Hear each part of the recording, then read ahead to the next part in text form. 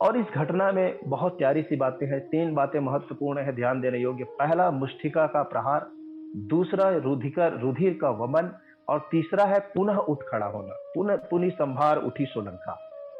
हम जब सत्संग स्थल में जाते हैं, कोई संत हमें मिलता है, तो सबसे पहले तो उसकी पहली प्रहार को हमें सहनी चाहिए, और सह के हमारे अंदर जो राग बैठा है, हमसे जो भी भूलें होती हैं, हमसे जो भी गलतियां होती हैं, उसके 2 ही कारण होते हैं, या तो राग या तो द्वेष।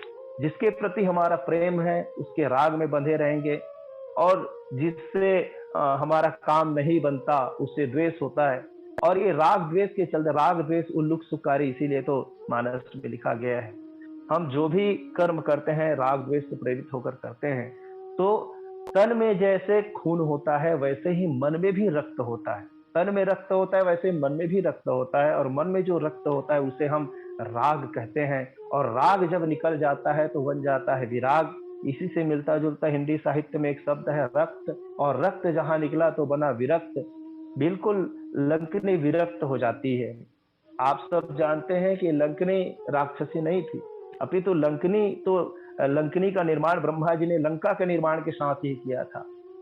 अब जाहिर सी बात है कि भगवान ब्रह्मा जी के बनाए हुए लंका की ये देन है, तो ब्रह्मा जी सात्विक है तो लंकनी भी सात्विक रही होगी, देवी थी। लेकिन लंका में बाद में यक्ष लोग आए। यक्ष का मतलब है जिसके पास संपत्ति है, संपत्ति वाले लोग रजोगुणी होते हैं, तो लंकनी रजोगुणी हो गई। लेकिन बाद में आप यह भी जानते हैं कि विद्या उपार्जन करने के बाद रावण जब लौटता है तो अपने भाई कुबेर को मार भगाता है, और उसकी सारी संपत्ति लंका अपनी मुट्ठी में वो ले लेता है। इस तरह से सतोगुणी से तो वो रजोगुणी हुई यक्षों के राज में, फिर रावण के राज में वो तमोगुणी हो गई। तब वो ब्रह्मा जी से पूछती है कि हे देव, क्या मेरा इसी तरह से पतन होता रहेगा? कहा नहीं, जिस दिन कोई संत आएगा, जिस दिन कोई बंदर आएगा और उसकी मुष्टिका के प्रहार से अर्थात उसके सत्संग के प्रभाव से तुम विरक्त हो जाओगी, रक्त वमन करने लगोगी, उस दिन जान लेना कि रावण भी मरेगा और तुम्हारे उत्थान का समय आ गया, तुम ये जान लेना। तो बड़ी बात ये नहीं है कि हम गिर गए, बड़ी बात ये नहीं है कि हमें सठता आ गई, बड़ी बात यह है कि सठता को त्यागने के लिए जब सत्संग की बेला आए तो उस प्रहार को हमें हंस के झेलना चाहिए, और मन में बैठी हुई जो राग है उसको हम मिटाएं, उसको कम करें, वैराग्य लाएं। और वो कहते हैं ना, गिर जाना बड़ी बात नहीं है, उठना बड़ी बात है। पुनि संभार उठी सोलंका, लंकनी उठ खड़ी होती है, और इस तरह से हम देखते हैं लंकनी पुनः देवोपम शरीर पाती है और पुनः उनका उत्थान होता है। इसी क्रम में एक बात मैं और कहना चाहूंगा कि लंकनी की जो सत्ता है वो मिट जाती है। काक होई पिक बकऊ मराला, मानस के प्रथम में दिया है, मज्जन फल देखी तत्काला, काक होई पिक बकऊ मराला। सत्संग की महिमा क्या है? तो कौआ जो है वो पीक बन जाता है, कोयल बन जाता है, बकऊ मराला। और जो बक जिसे हम छत्तीसगढ़ी में कोकड़ा कहते हैं, वो हंस बन जाता है। यदि रंग की दृष्टि से देखा जाए तो दोनों एक से होते हैं। कौवे में और कोयल में रंग का भेद नहीं होता, बक में और हंस में रंग का भेद नहीं होता। मैं यही कहना चाहूंगा, निवेदन करना चाहूंगा कि हमारे जीवन में यदि सठता है, हमारे जीवन में यदि कलुषता है, हमारे जीवन में यदि कालापन है, हमारे जीवन में यदि डार्कनेस है, अंधेरापन है, तो ये डार्कनेस जो है, ये अंधेरापन है, ये मिटता कब है? मिटता कब है? जब सत्संग में जाते हैं। तो क्या सत्संग में जाने से आकृति बदलती है? नहीं, सत्संग में जाने से आकृति नहीं बदलती, सत्संग में जाने से प्रवृत्ति बदलती है, हमारी वृत्तियां उल्टी हो जाती है। और जब वृत्ति उल्टी हो जाती है तो आप देखिएगा, काग भी काला है और कोयल भी काली है, लेकिन वाणी रसवंती होती है कोयल की। अभी कहाँ सट कह रही थी हनुमान को, लेकिन हनुमान जी के मुष्टिका प्रहार होने के तुरंत बाद वो रसवंती वाणी बोलने लगती है और कहती है कि प्रविश्य नगर की जय सब काजा, हृदय राखी कौशलपुर राजा। और मैं तो ये कहना चाहूंगा, सत्संग के महत्व का जितना सुंदर गायन और जितना सुंदर वैल्यूशन लंकनी ने किया है, मुझे नहीं लगता कि नित्य सत्संग कराने वाला आदमी भी इतना बढ़िया सत्संग का डेफिनेशन दे पाता होगा। आप जानते हैं लंकनी क्या कहती है? तात स्वर्ग अपवर्ग सुख धरई तुला एक तंग अंग, तूल न ताही सकल मिली और जो सुख लो सत्संग। यदि तराजू के किसी एक पलड़े में स्वर्ग और अपवर्ग के सुख को रख दिया जाए, दूसरी तरफ केवल सत्संग के लव मात्र के थोड़े दो क्षण के क्षणिक मात्र के सत्संग को रख दिया जाए, तो सत्संग के सुख का जो पलड़ा है वो भारी होगा और स्वर्ग और अपवर्ग का सुख बनिस्बत इनके वो हल्की होगी। तो इस तरह से लंकनी की सटता मिट जाती है। मानस में एक पात्र और है, और बहुत विनय पूर्वक मैं निवेदन करना चाहूंगा, जब ये कह रहा हूं तो बहुत सारे लोग सहमत भी नहीं होंगे। निषाद जी जब भगवान राम जी की रखवाली करते हुए लक्ष्मण महाराज जी रात्रि विश्राम के समय वो जागरण कर रहे थे, तो हम वो के निषाद जी भी कंपनी देते हैं, उनको साथ में रहते हैं।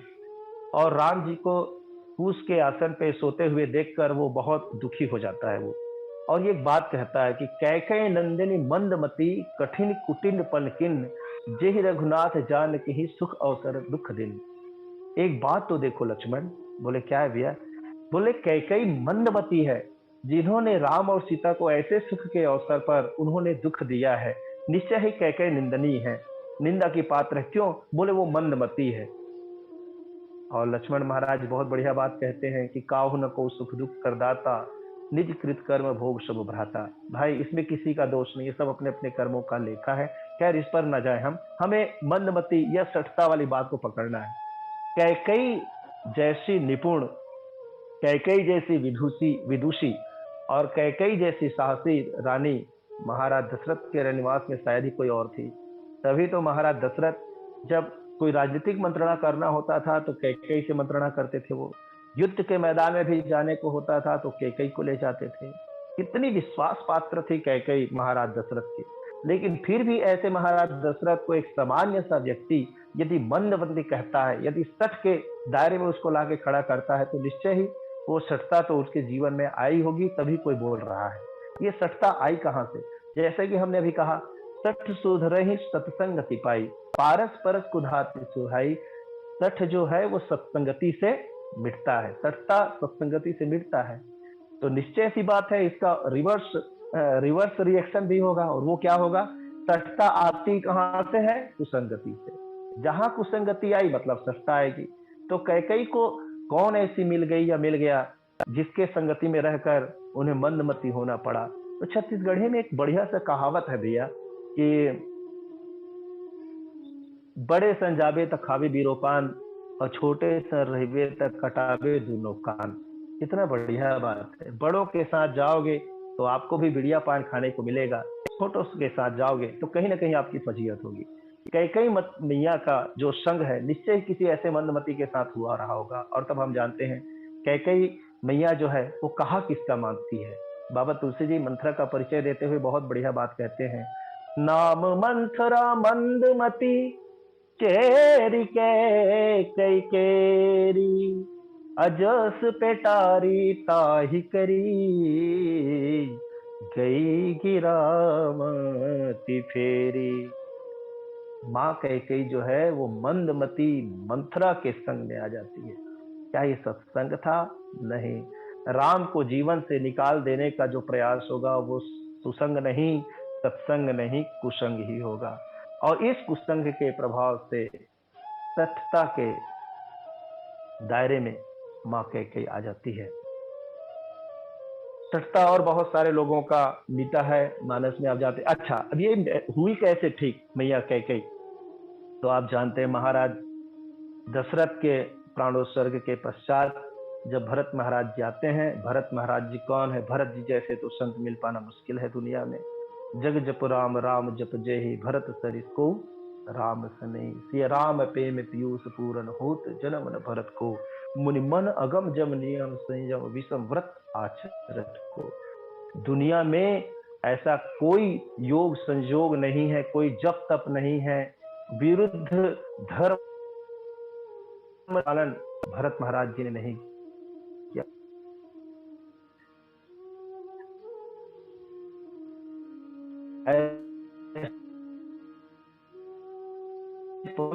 नहीं जाता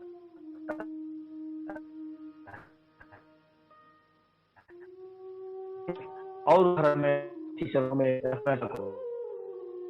शूर्पणखा राम को चाहती है, राम को पाना चाहती है, लेकिन मिटा देना चाहती है। प्रहार में भी दिख सकता है, प्रहार में भी सत्संग यदि हम लेना चाहें तो हो सकता है।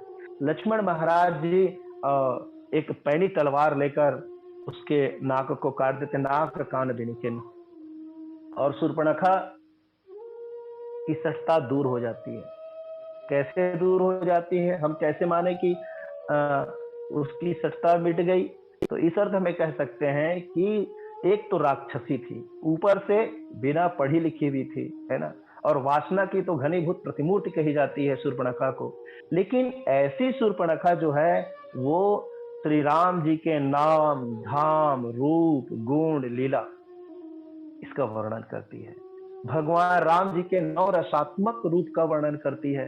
अरे और तो और सारे दुनिया को समझाने वाला 10 मुड़िया रावण को वो समझाने लगती है। नीति की बात, राजनीति की बात शूर्पणखा समझाने लगती है। तो निश्चय ही कहना चाहेंगे कि लक्ष्मण भैया से अनजाने में ही स्पर्श सत्संग का लाभ शूर्पणखा को मिला होगा, और शूर्पणखा रावण को समझाने में सक्षम हो पाती है। ऐसा ही एक उदाहरण हमको पद्म पुराण के पाताल खंड के अश्वमेध यज्ञ प्रसंग में भी मिलता है। मैं ये उस संदर्भ में कहना चाहूँ कि सत्संग के कुछ लोग प्रकार बताते हैं। कुछ यह भी कहते हैं कि दर्शन सत्संग होता है, स्पर्श सत्संग होता है, समागम सत्संग होता है। कुछ लोग इसी को कुछ अन्य रूप में भी कहते हैं, अवगाहन सत्संग बोलते हैं, श्रवण सत्संग ऐसा बोलते हैं। खैर जो भी है, पर दर्शन और स्पर्श से भी सत्संग होता है, ये तो परफेक्ट बात है, इस पर सभी सहमत होते हैं। तो हनुमान जी महाराज जब यज्ञ के घोड़े को ले जा रहे हैं तो राजा सुबाहु उसको रोक लेता है, और राजा सुबाहु से युद्ध करते समय, ये पद्म पुराण पाताल खंड की बात है, ये हनुमान जी महाराज उसके छाती पे प्रहार करते हैं, और जो ही छाती पे लात मारते हैं तो मूर्छित होकर धरती पे गिर पड़ता है। गिरने के बाद जब वो उठता है तो शत्रुघ्न जी के पास आकर कहता है कि शत्रुघ्न जी महाराज, आज हनुमान जी के लात खाने के बाद, हनुमान जी के प्रहार रहने के बाद, उसका सत्संग मिलने के बाद मुझे ये समझ में आया कि साधुओं के संग से इस पृथ्वी पर क्या है जो नहीं मिल सकता, और मैं मूढ़ था जो ऐसे सत्संग से मैं आज तक वंचित था, और आज हनुमान जी के प्रहार से, उसके सत्संग से मेरा ब्रह्म साप से उद्धार हो गया। तो इस तरह से स्पर्श से सत्संग का लाभ हमें मिलता हुआ सुबाहु पर दिखाई देता है, शूर्पणखा पर दिखाई देता है। दर्शन से भी सत्संग होता है, और इस संदर्भ में बहुत बढ़िया बात मानस में आती है कि संत दरस जिमि पात्र कटरई, संतों के दर्शन से ही पाप झड़ने लगते हैं। बहुत बढ़िया बात कहते हैं कि पाप हरे सुख को देवे, नहीं, दुख हरे सुख को देवे, करे पाप का अंत, कहे कबीर वे कब मिले हैं ऐसे ज्ञानी संत। तो संतों के दर्शन से भी पाप मिटते हैं। आपको पता होगा कि विवेकानंद महाराज जी जब रामकृष्ण परमहंस को देखते थे तो वो कितने तार्किक व्यक्ति थे। विवेकानंद जैसा तार्किक व्यक्ति दुनिया में ढूंढ पाना मुश्किल है, लेकिन जो ही वो रामकृष्ण परमहंस जी को देखते थे तो उनको कुछ कुछ होने लगता था।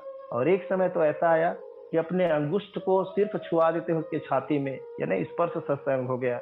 और फिर वो रसायन, वो केमिस्ट्री, वो कीमियागिरी काम कर जाती है विवेकानंद में, कि आज विवेकानंद कौन है पूरी दुनिया जानती है।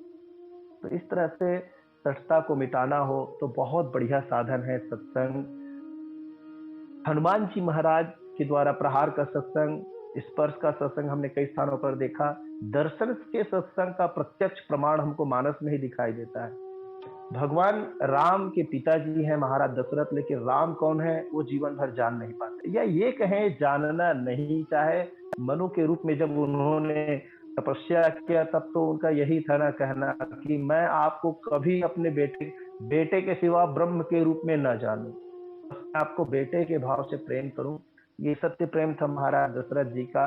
लेकिन भगवान राम सोचते हैं कि मेरे पिता होकर भी यदि ये ज्ञान से अछूते रहे तो मेरा इनका तो बेटा बनना व्यर्थ गया। इसलिए लंका की धरती में रावण विजय के पश्चात जब महाराज दशरथ आते हैं तो भगवान राम क्या करते हैं, बोले चीते ही पीते ही दिन है दृढ़ ज्ञाना, चीते ही पीते ही दिन है दृढ़ ज्ञाना। भगवान राम बहुत गौर से महाराज दशरथ की ओर देखते हैं और महाराज दशरथ जी को स्वरूप का ज्ञान हो जाता है, स्वरूप का बोध हो जाता है कि राम जी कौन है। अब तक रूप में अटके थे। अड़चन तो वही है जहां हम नाम और रूप में अटक जाते हैं। नाम और रूप माया है, लेकिन नाम और रूप के ऊपर जब हम यात्रा करते हैं, स्वरूप का बोध होता है, तो निश्चय ही हमें ब्रह्म का ज्ञान होता है। ब्रह्म राम को महाराज दशरथ जी जान जाते हैं और इस तरह से वो अब तक जो सुरधाम में थे, रायु गयौ सुरधाम, अभी तक वो स्वर्ग लोक में थे, उनको मुक्ति नहीं मिली थी, लेकिन अब उनको वो स्वर्ग के ऊपर मुक्ति के अधिकारी हो जाते हैं जब उन्हें राम जी से दर्शन सत्संग होता है। सत्संग से संबंधित कई बातें और सुनने देखने को मिलती है। श्रीमद् भागवत जी के स्कंद पहला अध्याय 18 के 13वें श्लोक में भी सूत जी से सौनकादि 88,000 ऋषियों ने यही बात कही है। सत्संग की महिमा का उन्होंने गायन किया और यही बात कही है कि सत सुधरहि सत्संगति पाई, पारस परस कुधाते सुहाई। सत्संग की महिमा कितनी है, इसका उदाहरण यदि हम जानना चाहें तो वो बात आती है कि विश्वामित्र जी और वशिष्ठ महाराज जी के बीच एक बार कौन ज्यादा महत्वपूर्ण है इस बात को लेकर बात आ गई। तो वशिष्ठ महाराज जी ने कहा कि सत्संग का प्रभाव बहुत ज्यादा है, अनुपम है, ज्यादा श्रेष्ठ है। और चूंकि तपस्वी थे विश्वामित्र महाराज जी, उन्होंने जो भी जीवन में अर्जित किया तप बल से ही अर्जित किया। धिक बलम क्षत्रिय बलम ब्रह्म बलम महाबलम करके वो क्षत्रिय से तो ब्राह्मण बने तप के बल पे ही वो ब्रह्मर्षि की पद पाना चाहते थे।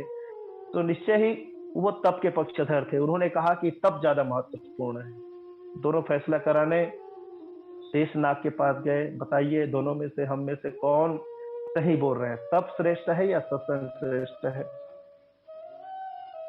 शेष जी ने कहा कि जिसके ऊपर पूरे पृथ्वी का भार पर हो वो क्या न्याय करेगा, थोड़ा सा हल्कापन चाहिए। जब तक मैं न्याय करूं तब तक थोड़ा पृथ्वी का भार अपने ऊपर ले लीजिए। विश्वामित्र जी अपने जीवन भर के तप का फल संकल्पित करते हैं और पृथ्वी को धारण करने का प्रयास करते हैं, पर पृथ्वी को धारण नहीं कर पाते, पृथ्वी के बोझ से दबने लगते हैं। बाद में बारी आई वशिष्ठ महाराज जी की। वशिष्ठ जी ने कुछ पल के सत्संग को उसके फल को संकल्पित किया और पृथ्वी को 2 घड़ी के लिए अपने हाथों में ले लिया। फिर विश्वामित्र महाराज जी पूछते हैं कि बताइए कि हम में से कौन सही बोल रहे हैं। बोले अब कहने को क्या रहा, जिन्होंने पृथ्वी को 2 घड़ी के लिए जिसके बल से धारण कर लिया, निश्चय ही वही ज्यादा महत्वपूर्ण है, वही श्रेष्ठ है। तो सज्जनों, हजारों हजार वर्ष, लाखों लाख वर्ष के तप के बजाय कुछ पल का यदि सत्संग हमें मिल जाता है तो हमें उससे चूकना नहीं चाहिए, क्योंकि सठ सुधरे सत्संगति पाई, पारस परस कुधातु सुहाई। दुनिया में सत्संग ऐसा है जो सुलभ से सुलभ है और दुर्लभ से दुर्लभ है। सुलभ से सुलभ किस अर्थ में, बोले सत्संगति दुर्लभ संसार, सत्संग सबसे दुर्लभ है संसार में। दूसरा एक तरफ वही बोलते हैं सब ही सुलभ सब दिन सब बेसा, सेवक सादर समन कलेसा। सब ही सुलभ, सबको सुलभ है, सब दिन मिल सकता है, सब देश, हर देश में मिल सकता है। और आज के जमाने में तो, आज के जमाने में यदि कोई अमेरिका में बैठ के चाहे कि मैं जे.एस. पटेल भैया के सत्संग का लाभ लूं, तो अमेरिका में भी रह के जुड़ सकता है ना। सब दिन सब वैसा, है ना। सब देश में सब जगह सुलभ है, अब तो और सत्संग सुलभ है। लेकिन आप देखिए, मैं तो नहीं देख रहा हूँ कितने लोग सत्संग सुन रहे हैं, लेकिन 40 से ज्यादा क्या होगी संख्या, है ना। संख्या कितनी ज्यादा है, टेक्नोलॉजी कितने लोगों के पास है, लेकिन नहीं जुड़ पाते। क्यों? क्योंकि सत्संग तो ईश्वर कृपा से मिलता है, लेकिन जब तक खुद की कृपा नहीं होगी, खुद को सत्संग का ज्ञान नहीं होगा, तब तक हमारे जीवन में सत्संग नहीं आएगा, और तब तक हमारे जीवन से सत्ता जाएगी नहीं। इसीलिए बाबा जी बोलते हैं, एक तरफ सत्संगति दुर्लभ संसार है। मित्रों, दुनिया में दो चीज है जो सबसे ज्यादा मनुष्य को भाग्यशाली बनाता है। इस संदर्भ में बहुत बढ़िया बात बाबा तुलसी जी लिखते हैं, दुनिया में दो चीज है जो सबसे भाग्यशाली बनाने वाला है। पहला, बड़े भाग मानुष तन पावा, सुर दुर्लभ सद ग्रंथ ही गावा। मनुष्य शरीर की प्राप्ति, मनुष्य तन को पाना, ये सबसे बड़ा दुर्लभ है। 84 लाख योनियों में पता नहीं हमारे किस जन्म के पुण्य रहे होंगे। और पुण्य क्या कहूँ, भगवान की कृपा से, है ना, भगवान की कृपा से ही, हरि की अहेतुकी कृपा से ही हमें मनुष्य का शरीर मिलता है। और मनुष्य का शरीर पाने के बाद यदि सत्संग मिल जाए, तब तो फिर और क्या कहना। क्योंकि बाबा जी कहते हैं, बड़े भाग पाई सत्संगा, और बिन प्रयास होई भवभंगा। बड़े भाग पाई सत्संगा, बड़ा भाग्य होगा, छोटा मोटा नहीं। आप बहुत भाग्यशाली होंगे, तभी आपको सत्संग मिलेगा। तो इस तरह से हम अपने जीवन के सत्ता को यदि मिटाना चाहें, तो निश्चय ही सत्संग का आश्रय लें। और एक बात और बढ़िया बात है कि हालांकि ये अर्धाली हम जो पढ़ते हैं कि पारस परस कुधातु सुहाई, पारस तो पत्थर को, लोहे को, पारस जो है वो लोहे को मात्र सोना बना सकता है, लेकिन सत्संग इससे आगे की, आगे आ, आ, आगे आगे का काम कर जाता है। जो पारस नहीं कर सकता वो सत्संग कर जाता है। बोले कैसे? एक पारस एक संत में बड़ो अंतरो जान, वह लोहा कंचन करे और यह करे आप समान। एक पारस पत्थर जो है वो लोहे को केवल सोना बना सकता है, पारस नहीं बना सकता, अपने सदृश नहीं बना सकता। लेकिन पारस में वो क्षमता है कि वो, लेकिन एक गुरु रूपी जो पारस है, उसमें ये क्षमता है कि वो एक चेले को चेले ही बना के नहीं रखता, वो गुरु बना देता है। इसीलिए कहते हैं कि ढोंगी गुरु जो होते हैं वो चेला बनाते जाते हैं, और असली गुरु जो होते हैं वो गुरु ही बनाते हैं। गुरु कभी चेला नहीं बनाता, गुरु के। तभी तो कबीर जी बहुत बढ़िया बात बोलते थे कि मूर्खों के तो हम चेले हैं, गुरुओं के हम गुरु हैं। तो इस तरह से हमें अपने जीवन में सत्ता का यदि बोध हो जाए, तो निश्चय ही सत्संग का आश्रय लेना चाहिए। और अपने जीवन में चाहे हम ज्ञान पाना चाहें, चाहे भक्ति पाना चाहें, चाहे कर्म पाना चाहें, यदि कोई सठ व्यक्ति है, ऐसा तो नहीं कि हम तीनों मार्ग पे एक साथ चले, तीनों मार्ग में से किसी एक मार्ग का ही हमको वर्ण करना पड़ेगा। और उस स्थिति में सत्संग से बेहतर और कोई उपाय नहीं है। ऐसे यदि हमें अपने जीवन में ज्ञान चाहिए, तो बाबा तुलसी जी लिखते हैं, बिनु सत्संग विवेक न होई, राम कृपा बिनु सुलभ न सोई। विवेक, विवेक का अर्थ है ज्ञान। यदि हमें अपने जीवन में ज्ञान चाहिए, तो सत्संग चाहिए, जो बिना राम कृपा के संभव नहीं। यदि हमें भक्ति चाहिए, तो भक्ति सुतंत्र सकल सुख खानी, बिनु सत्संग न पावहि प्राणी। यदि हमें भक्ति चाहिए, तो भक्ति के लिए भी हमें सत्संग ही चाहिए।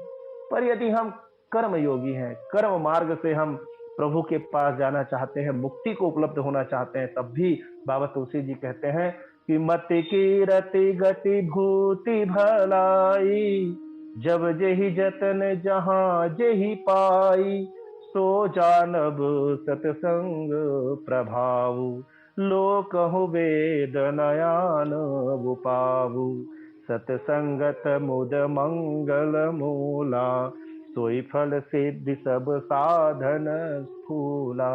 मति कीर्ति गति भूति भलाई, एक कर्म योगी को ये पांचों चीजें चाहिए। मति, सद्बुद्धि रहेगा तब तो कार्य कुशलता दिखाई पड़ेगी, तब तो एक स्किल्ड पर्सन होकर अपने कार्य क्षेत्र में, वो बोलते हैं ना, योगा कर्मसु कौशलम। योग क्या है? कार्य में कुशलता ही तो योग है। तो कर्म योगी के हर कामों में हमें परफेक्शन दिखाई देता है। उसके लिए परफेक्शन के लिए मति चाहिए, कीरति। जब हम कोई काम कुशलता से करते हैं तो निश्चय ही हमें प्रसिद्धि मिलता है। गति, आदमी कर्म के सहारे चाहे तो मुक्ति को प्राप्त कर सकता है। कैसे? भगवान कृष्ण जी बहुत बढ़िया बात बोलते हैं, कर्मण्येवाधिकारस्ते मा फलेषु कदाचन। हे कृष्ण, हे अर्जुन, तू सारे कर्मों को मुझ पर छोड़ दे, वचन कर्ष्ये वचनम तो। और वाकई में कृष्ण के कहने अनुसार कर्म के फलाकांक्षा को छोड़कर सिर्फ कृष्ण के निमित्त जब कर्म करते हैं अर्जुन, तो वो मुक्ति के जैसे गति को प्राप्त करने के अधिकारी हो जाते हैं। भूति का अर्थ है ऐश्वर्य। व्यक्ति कर्म ही क्यों करता है? ऐश्वर्य की प्राप्ति के लिए, है ना? अब ईश्वर जो है वो षड ऐश्वर्यवान है, इसलिए वो ईश्वर है। हम लोग षड ऐश्वर्य युक्त नहीं हो सकते। हमें अलग अलग रूपों में, हम खंड खंड रूप में ऐश्वर्य को देखते हैं। और यदि ऐश्वर्य भूति अर्थात है ऐश्वर्य, ऐश्वर्य की प्राप्ति करना चाहते हैं कर्मयोग से, तो भी हमें सत्संग चाहिए। और भलाई का अर्थ है कि सत्संग से तो कल्याण ही होता है। कोई, अब आप देखिएगा, एक सत्संगी जब काम करेगा उसमें और एक कुसंगी जब काम करेगा उसमें अंतर पड़ता है। और समय बहुत कम है, बातें बहुत सारी है, और समय संकेत दे रहा है कि मुझे अपनी वाणी पे विराम देना चाहिए। आगे उद्बोधन के लिए मैं जयेश पटेल भैया को ये मंच पुनः सौंपता हूँ। जय श्री राम, जय श्री राम, जय श्री राम।